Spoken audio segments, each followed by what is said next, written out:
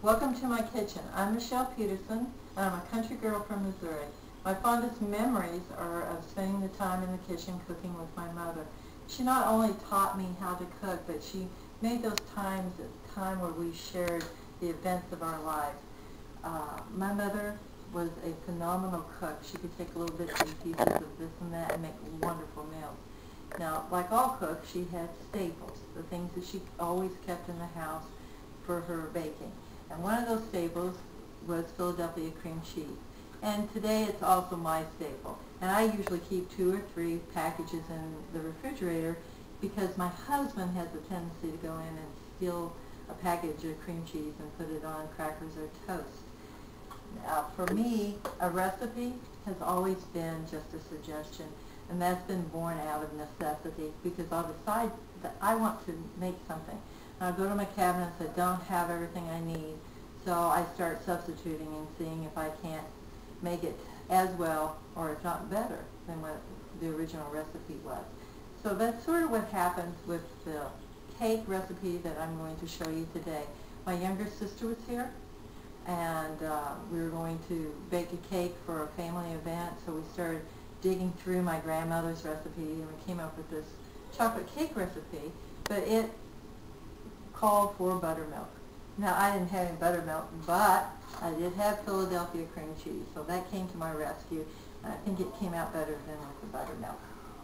So I'm going to show you how to make the cake. I started by preheating my oven to 350. I've got prepared pans over here. I have 1.5 cups of sugar in here. I have 1 2/3 cups flour. Then from there, I'm going to add 2/3 cup of cocoa,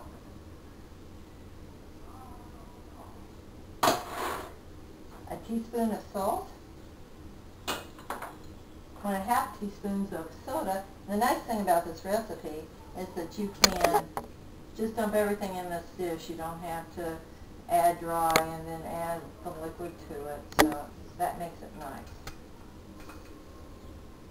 From there, I'm going to add 2 eggs. The recipe calls for shortening, and I don't use shortening, but I do use butter, so I have 1/2 cup of butter. Get all that good stuff down in there. All the calories we can handle. And then I like vanilla in everything, so I use 1 to 1.5 teaspoons of vanilla. And then when you come to the buttermilk, it called for 1.5 cups of buttermilk. Like I said, I didn't have that, so what I did was I softened the Philadelphia cream cheese until it was very, very soft. And I'm going to put that in there.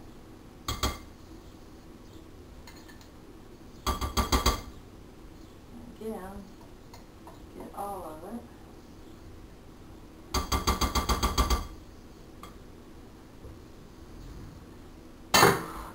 And then that leaves me 3/4 cup of steaming liquid. So you can use water. Today I'm using 3/4 cup of heavy cream. And then from there I'm going to use my mixer until I get all the ingredients blended, and then I'm going to beat it for 3 minutes. So when I'm done with that, I'll show you how to finish up the cake. Okay, I've mixed it, and this is what it turns out to look like. And from there, I'm going to mix in a cup of toffee bits and just fold those in. And after I fold them in, I'm going to pour the batter into the 2 prepared 8x8 pans. I'm going to cook them in the 350 for 30-35 minutes until your toothpick comes out clean. Okay, and this is what it looks like when I have them all folded in. And while the cake is cooking, I'm going to assemble the toppings, and I'm going to make some homemade whipped cream to go with it. So I'll see you back when the cake is done. Okay, I've gotten the cakes out of the oven. They're clean to the toothpick, and what we're going to do from there is take caramel ice cream topping, and we're going to pour it on it. I'm going to take some warm hot fudge to pour on it, and then we're going to top it with the toffee bits. But first, while it's hot, I'm going to take a chopstick, and you can use anything to poke holes in it. I use the chopstick because it gives me a bigger hole. That and the fact that the cake is warm will absorb the toppings into it.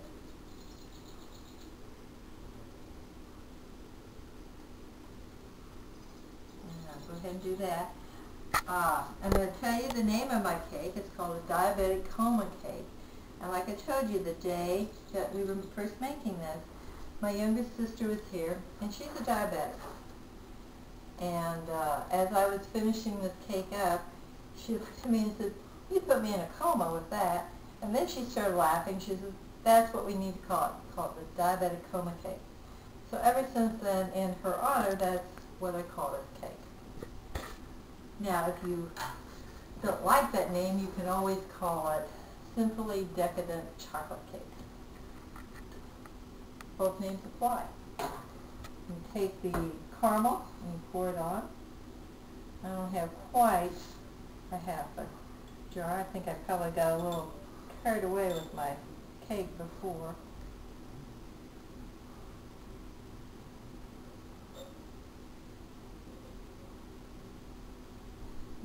Okay. And you smear that over it.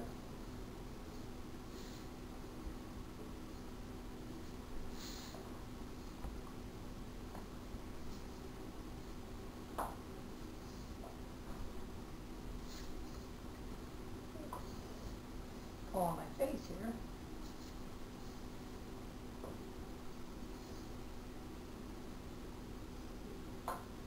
And then from there, we take the hot fudge,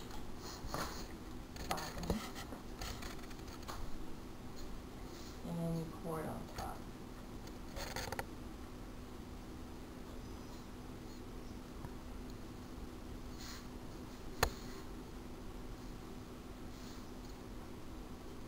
And just take that right to the edges so it goes down the outside of the cake also. If I didn't have as much caramel this time, I'll put a little more chocolate.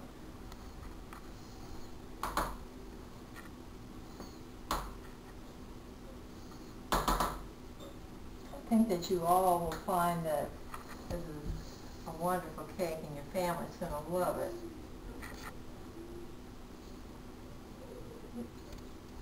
I can't put the whole jar down in it.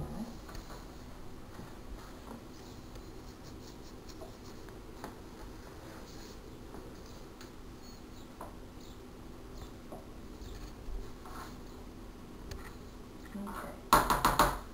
From there you take the toffee bits and you sprinkle them on top. It's sort of a good finishing, and it sort of covers up the holes that you made with your chopstick.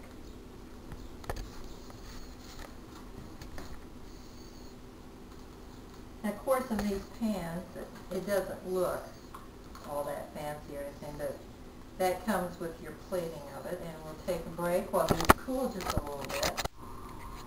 Okay, I've got it done. I have it plated. I already started with the whipped cream around it. I'll just do one last star to show you how to do that.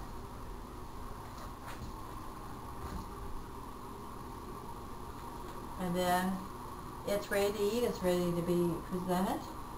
Now, Paula, just for you, I've been on a diet since the end of January. I've lost 58 pounds, and I haven't eaten something this decadent and calorie-filled since that time. But I'll make the sacrifice for you.